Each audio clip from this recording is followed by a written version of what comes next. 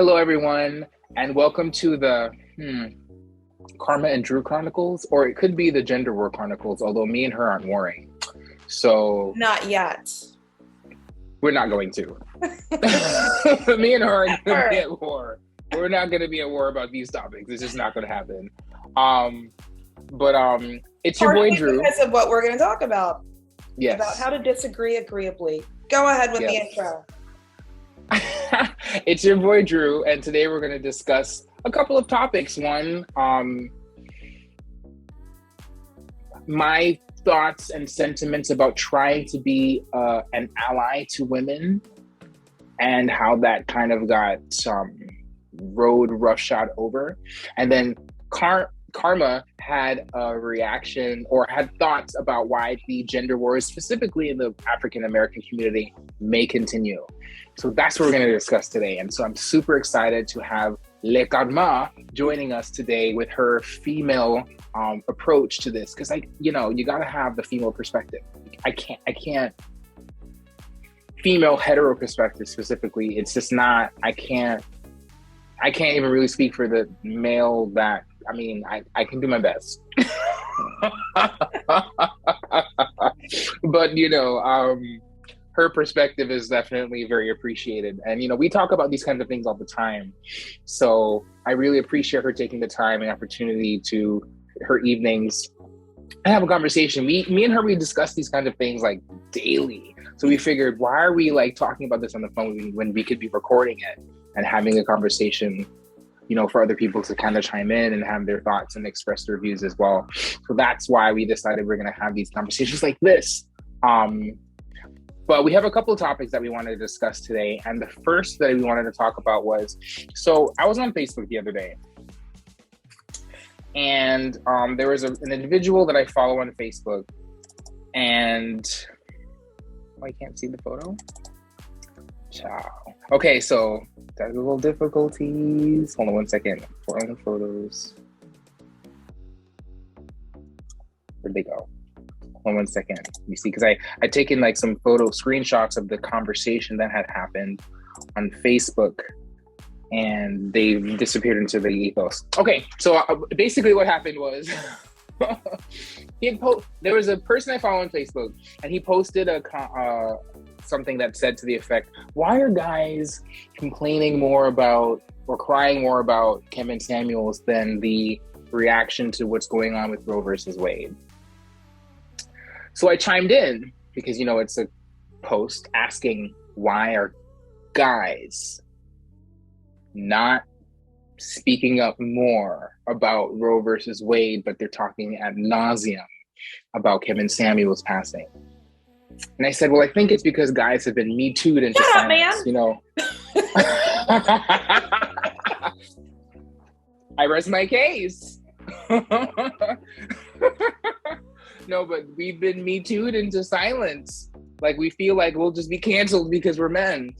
And that's essentially what was my response. And then I started to go into the fact that, for me as a gay man, and not really his specific target audience for males, I appreciated his stance on how what he talked about with men, and how the video he had that said what your dad should have taught you but didn't, how do you rate yourself as a man, really resonated with me. I saw that video, I want to say almost a year ago to the day.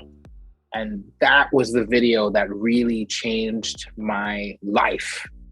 And I wish that my father had said similar things to me when I was much younger. It would have made a huge difference had I received it the way that he said it.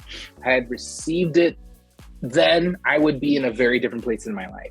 So that was what I appreciated about him the most. One of the responses to that was, I think she said something to the effect of, well, she just believed that he was misogynistic and very damaging to the Black community, and intimating that she was kind of glad that he passed away. Yeah. And I said that I can appreciate why you feel that way. I do think that if you could look past the tone of his language and the message he was trying to bring, that's where I go from there. But at the same time, I recognize that perception is reality. And her response, and I'm going to be for a dramatic effect, was, I said what I said. And I was like, damn, like, I'm trying to have an open and honest dialogue with you. I consider myself an ally. And I would have hoped that my response wasn't disrespectful. But see, you used the trigger word, like you which referenced was the kitten in heels. No, you referenced Kevin Samuels. And so all bets were off. It was almost like if you were to say, like, Hitler like really taught me like how, the importance of, being, dressing nicely, keeping your uniform tidy.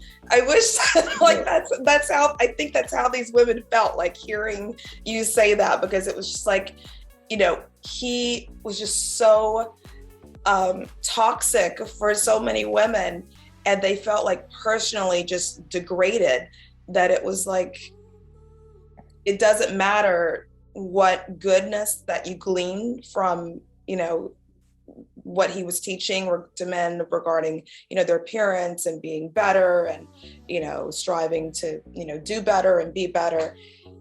That's, I don't know. I just feel like that's all that women can see now and I don't know if that was a good comparison, but it was just like, I'm sure there are good things that, bad people can teach people about the values of, I don't know, discipline or something. But I think for a lot of women, it was personal. So for you, like, maybe you don't understand like how it felt personal to women, and they just can't see not all women, like some women can't see the benefit, So for me, when I hear a response like that, I think to myself, when he was having that same smoke for males, the response was very different. I think we'll talk about this a little bit more, perhaps in a moment. There was the difference between genders. What's that? I said, I feel like there was different smoke. Like, I feel like the level of the smokestacks was different for the men and for the women. And I think he knew that. And there was a time when he actually was on video saying, like, if I wanted to just beat up on women or talk bad about women, my likes would go up, or my, whatever would be through the roof. But I want to focus on men. So I think he was aware of the fact that if he focused on if he focused on women and not just critiquing women, but beating up on women, like I think that was the phrase that he used. I mean, please pardon me if I'm wrong. Yeah. If I can find it. It was something to that effect. Like, he was sitting in the car and he was like explaining this, but he knew that if he went hard, or went in on women, he knew that the ratings would go up. But at that point, he was still trying to focus on men. And at some point he made that decision to flip the script, and I watched a YouTube commentator today. You know her very well, Yvette Carnell. She had a video that she just did on Monday. And she said that the reason why Kevin Samuels blew up because of his reactions to women. And if this statistic is true, this is a very fascinating thing to consider. 70% of his audience were women. So if that's true, she said that it's because men are just like, yeah, I'm a bum. We don't get up in arms about being labeled and said certain things about us. We just go, yeah, I need to do this better. Whereas women will be like, whereas women will be like, you're not going to tell me this. You're not going to tell me that. And so that's why this may have catapulted him further, because women will watch and be like, you're not going to talk to me like that, even if it's true. Whereas men will be like, I don't think that's what was happening. I think there's a reason that there's an industry for what is it called? Self-help. There's a reason that self-help industry exists, and that women, if I'm not mistaken, make up the majority of the self-help self-help books industry, all of that. A lot of the women that were calling in were calling in for advice, rate me, wanting to know where they fit in on the scale. And I think a lot of us women didn't think that they were going to get the smoke. I think a lot of us women thought, I'm the exception. I'm not going to get the smoke. I'm not like those girls. I'm different. I really think that's what was happening. Because like I said, when he first started the show, I was actually watching the show, and I thought, like, I'm not like these girls. I'm different. I almost but you're not. You're not, though. We both know you're not. But we both know you're not. But I'm convinced that could be the only reason why you would call in, like, after you watch him go in on, you know, these other women, and then you call in. What were you expecting? So either they thought, you're not going to talk to me like that, or it's some combination of, I'm different, you're not going to talk to me like that, and I'm gonna prove you wrong. Something to that effect, I think, was happening. But I do think that, like, women, like when I talked about the self-help, there were women really, I was watching to find out what men really think. I think there is a place for women, sorry, not a place for, but like there's this situation where women need to know or want to know, they're desperate to know what men think. The beauty industry, all of this is around looking better, whether they want to admit it or not, looking better for men, attracting men. They're trying to, you know, say why they deserve a high value man, you know, all of this. So I think the women really were tuning in to find out how men think, and thinking, I can somehow be the exception. And Kevin, tell me what to do to get a high value man. And he'd just be like, buy a dog, die alone.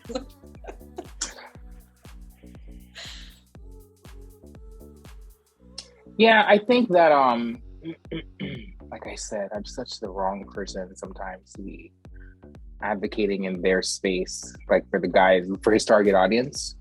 But it's such a fascinating phenomenon, this whole situation, this whole topic. Mm-hmm. Again, I was surprised by the response to me, because I was under the impression that, well, if we have this conversation and his tone is the problem, my tone wasn't a problem, but it still was a problem. And I was disappointed. I was very disappointed in that, especially this one female who said, okay, so I did make I noticed, like, see, I'm in the military, and so we say male and female a lot.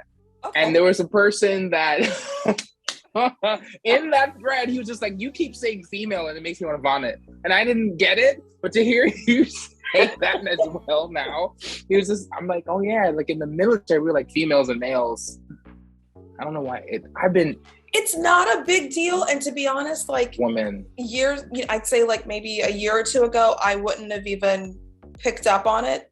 But there is this whole thing in the manosphere of men referring to, it's almost like a way of like trying to demean women by saying like, you're not a woman, you're just a female, and a woman is something else. Like a woman has class, or a woman is this, you know, so it's like by reducing you down to like your parts, you know, it's, yeah. That's a problem, because like I said, I've been indoctrinated to say male and you're female. Male, not a man.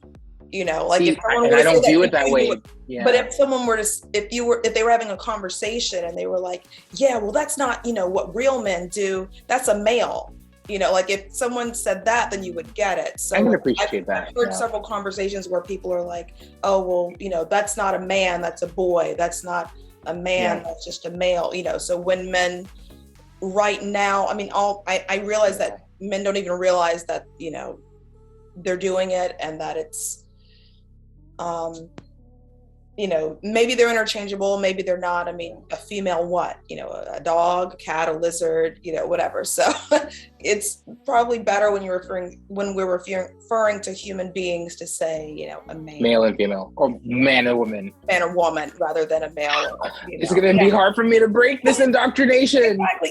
My God. It's really not that serious. Yeah, but that comment really has to do with the conversation. It, you know, I think it has to do with the context of the conversation, not necessarily the words themselves, which goes back to what you said about tone. You know, if it was about tone that he was using, then shouldn't your tone have been okay? And my response to that is that women's issue with Kevin Samuels was never the tone. I don't think that it was the tone. That's what they keep saying. That's why they were tuning That's what she in. said to me. I was so confused. Watch Howard Stern. They watched, all these different, people. I mean, I think that kind of the culture is about like being in your face, being, blatant, being crude, whatever. Like, I think people are kind of used to people having a certain type of tone. So I don't think, they're like, oh my God, my delicate sensibilities, his tone, I don't think it's like that. That's what a lot of people were saying. They're like, his tone is too aggressive. I think it's like what we talked about with symmetry and, I can't think of what the other word when we talked about a conversation we had previously. I think they're interchangeably using tone and rhetoric. They're not understanding, like, it's not his tone, it's the rhetoric. That's what they have a problem with. The fact that you mentioned, for example, you got thrown into the pen. But see, like, at the same time, inextricably, those women proved his point, and I was really disappointed. His point is women are always, no, not all, but a cohort of women, specifically Black women, are probably going to shame you, insult you, guilt you, and need to be right. And that's how I felt in that conversation. I was just like, what's happening here?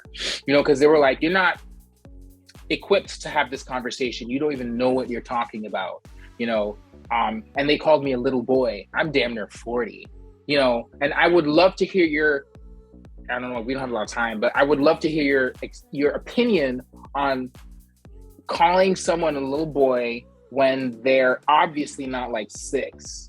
And I could get behind the notion that in the Black community, we joke around, we can be very silly with each other. Oh boy, da, da, da, da, da. But I'm like almost 40, and I had there's a line of what is it called? Getting too comfortable with people, crossing a line. I pointed all of this out to her. I said, you're being really rude and insulting, and I'm not going to stoop to your level. And then her response was, you don't like my tone. And I said, you called me a little boy and I'm almost 40. That's rude and insulting. Nothing to say. And then we kind of talked about the statistics between abortion, and she had mentioned one statistic about abortion. And I asked her, can you quantify, or can you show me the link to what you're talking about? Because I can't find this. You're not equipped to talk about this, essentially saying that I'm an idiot. You don't know what you're talking about. And I'm just kind of like, what is going on here? Why can't we have a conversation? I was really disappointed. And I was just like,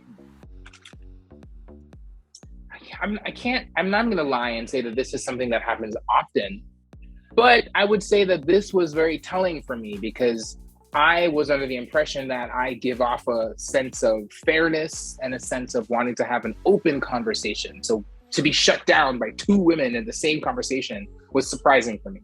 You said Black the KS word, and like, that's why I said, like, you went into the bin, like you off into the bin, or like you. So you were speaking about, had you never mentioned his name, I think people would have been like, okay, where's he coming from with this? What does he mean? But as soon as you said that, it put you into like a certain category, and no one wanted to hear it anymore. Yvette Carnell had done a show recently where she played like a good 5-minute clip about Rush Limbaugh and all of the different things he said. And when he passed away, none of us had that smoke. A lot of us didn't have that smoke for him. And she was just like, this is the person that deserves the vitriol that Kevin Samuels is getting. And he didn't get it from the Black community at the way that Kevin Samuels is. It's argued that what Alicia Garza and the former founders of the Black Lives Matter movement did, who said we can't have Black men leading this movement for whatever reason, stealing money and doing what they did with all this money, capitalizing on the death of predominantly Black men. We don't have that smoke for them, but there's something about Kevin Samuels where we have the smoke for him. And I thought that was a very interesting point. What are your thoughts on that? I wish we had more time, because that starts to lead into something that I wanted to discuss about male-female dynamics and what we were talking about, the Black community and the gender war. I think that with Rush Limbaugh, there was the expectation. I mean, the smoke was already there all along. So like, we just don't expect any better from Rush Limbaugh. But it was like, when it's one of your own, you know, I think people expected better, and that it's more hurtful. You know, it's not I about guess I'm smoke, very it's hurt. You I know, guess I'm very curious about this phenomenon. And the reason why I'm curious about this phenomenon specifically is because they say it's the rhetoric and they say it's the tone. And I would argue that there probably were, if I could find them, Black men that were trying to have this conversation with the right rhetoric, with the right tone, that did not take off the way that Kevin Samuels did. What accounts for that? because people like being abused, like verbally abused. They like the vitriol. It's like people liking to watch a street brawl or a some type. I'm trying to think what you call that. Not morbid curiosity, but like some people want to watch the world burn. Like, you know, like World Star. You know, like it's the same mentality. Like you want to tune in, and there were women who So were if that's so, let's think about that for a second. Yeah. Let's think about that for a second. What you're just talking about. Since that's the case, the notion that it's his rhetoric and his tone is empty, because there's something else going on here. We'd rather hear something salacious and ridiculous. We don't want to hear something that's profound and accurate. We want to hear the bullshit. We want to hear the fuckery, I guess, for lack of better words. That's how I feel. Freud. It's like you want to see, you revel in other people's misery. Like you want to see them, you know, like what I talked about on the previous video of, there was a group of men that want to see women get their due. You know, there's a segment of women that want to see men get their due. There's a segment of women that want to see other women get their due. You know, like it's, so that in part accounts for the viewership and the, you know, the high female viewership. Like there's a segment of society that likes to see the world burn. They want to watch, that's why tabloid magazines exist. That's why TMC exists. It's why, you know, like World Star Hip Hop exists. It's not because they want to see solutions. And that's what he said in that video that I mentioned. He's like, you know, he was trying to do something positive, and he realized, he said, if I tomorrow changed it, you know, and flipped the script and did something different and just, you know, talked down to people, and, you know, the ratings would go up. He knew that. So he understood something about human psychology, and that people, you know, people enjoy it. Like, I don't know. To be continued in terms of this topic, but